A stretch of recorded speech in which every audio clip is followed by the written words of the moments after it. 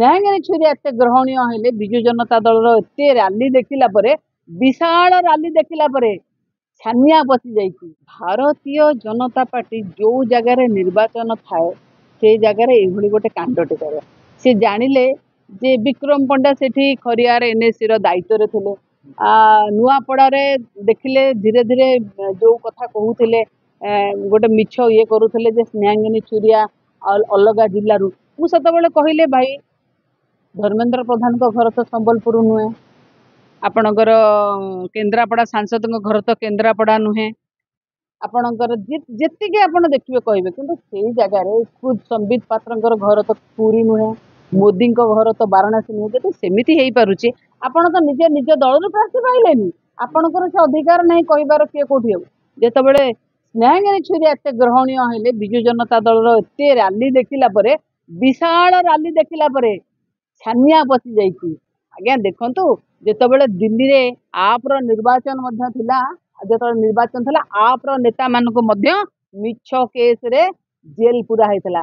ଏମିତିକି 2 ବର୍ଷ ଧରିକି ମଧ୍ୟ ଜେଲରେ ରହିଲା ପରେ ଜେଲରୁ ଯେତେବେଳେ କୋର୍ଟ କହିଲା କି ଯେତେବେଳେ ତଥ୍ୟ ନାହିଁ ତାଙ୍କୁ ସେତେବେଳେ ବାହାର କରାଗଲା। ମାନେ ସେଇଭଳି କୌଣସି ପ୍ରକାର ତଥ୍ୟ ପ୍ରମାଣ ଦେଇପାରିଲେନି। ଏଇ ତ ଜିନିଷ ଆପଣ ବୁଝନ୍ତୁ। ଇଏ ହଉଛି ସେଇ ଯେ ନିର୍ବାଚନ ଯୋଉଠି ଯେତେବେଳେ ହବ ସେତେବେଳେ ମିଛ କେସ୍ ଲଗେଇବେ, ତାପରେ ଦେଖିବେ ସେ କେସରେ କିଛି ନଥିବ, କିଛି ଆବସଲ୍ୟୁଟଲି ନଥିବ।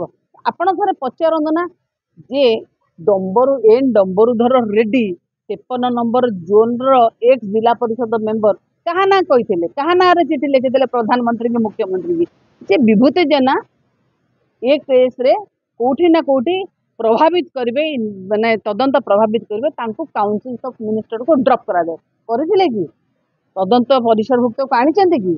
ଆଣିନାହାନ୍ତି। ସେଥିପାଇଁ ମୁଁ କହିଲି ଇଏ ସରକାର ହେଲା ଗୋଟେ କଥା କୁହନ୍ତି ଆଉ ଗୋଟେ କଥା କରନ୍ତି। ଏବେ ବି ବିଜୁ ଜନତା ଦଳ ଷ୍ଟ୍ରଙ୍ଗ, ଏବେ ବି ବିଜୁ ଜନତା ଦଳର କିଛି ହେଇନି। ମୁଁ ପୁରା କହିଲି ଇଏ ସରକାର ଯେତେବେଳେ ପାରନ୍ତିନି ଇଏ ଗୋଟେ ଛଦ୍ମ ଲଢେଇ ଲଢିବାକୁ ଚେଷ୍ଟା କରନ୍ତି।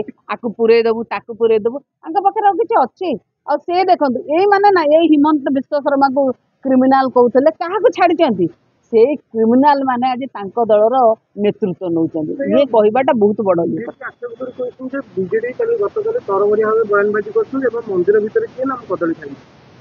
ସେ କଥା ଲୋକ କହିବେ ଆମେ ବୟାନବାଜି କରିନୁ, ଆମେ ତ କହୁଛୁ।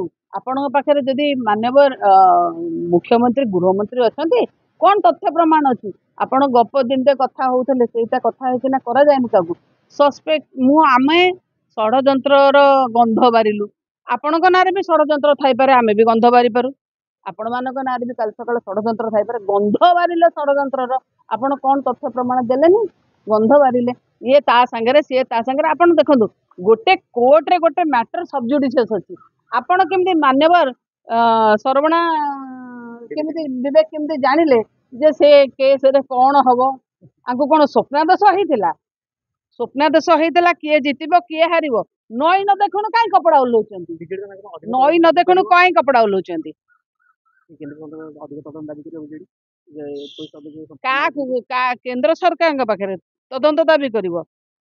ଇଏ ଯୋଉ କହନ୍ତିନି ଖଜୁରୀ ଗଛର କି ଗୁଣ ଗାଇବୁ ମୂଳରୁ ପାହାଚ ପାହାଚ, ଇଏ ଗୁଡାକ ପରା ସୁଦୁ ମୁଁ କହିଲି ଦନ୍ତହୀନ ତଦନ୍ତ।